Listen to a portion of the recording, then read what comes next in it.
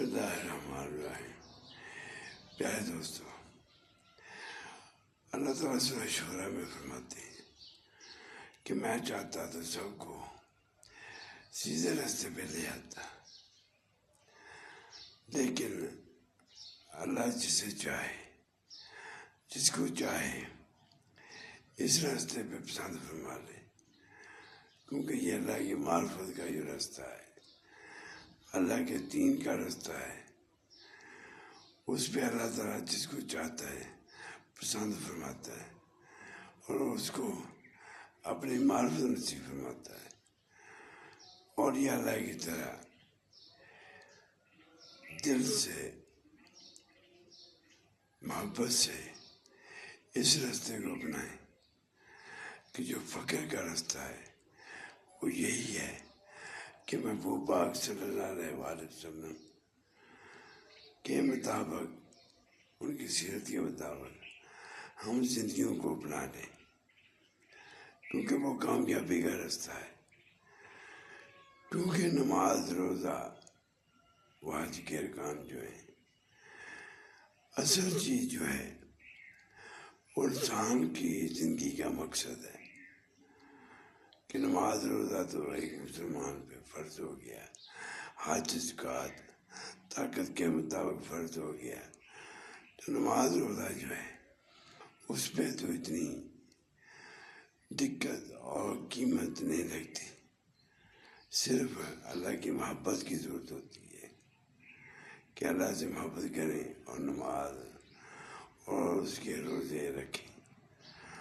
تاکہ ہم اصلاح پا جائیں۔ اللہ کے راستے پہ چلنے کا جو اجر ہے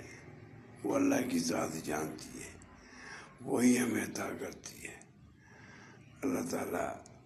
ہم سب کو دین کو سمجھنے کی، اس پہ عمل کرنے کی توفیق عطا فرمائے، کیونکہ ہماری زندگی کا مقصد یہی ہے کہ ہم اس راستے پہ چلیں اور اپنی مرنے کے بعد والی جو زندگی ہے اس کو اچھی طرح سے دنیا کے مطابق جو عمل ہو گئے،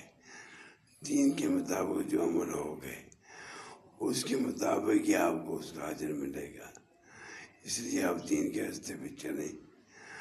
تاکہ آپ سرخرو ہو سکیں۔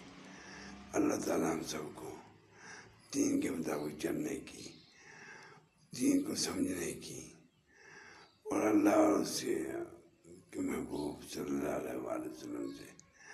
اللہ محبت کی توفیق عطا فرمائے، کیونکہ اسی میں کامیابی ہے سب۔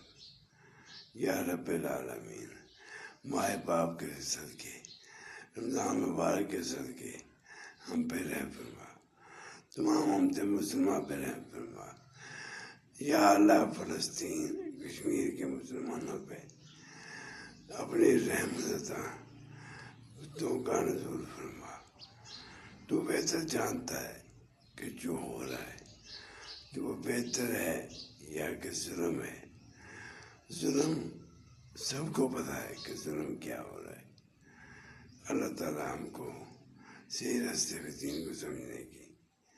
اس کے چلنے کی توفیق عطا فرمائے۔ آمین۔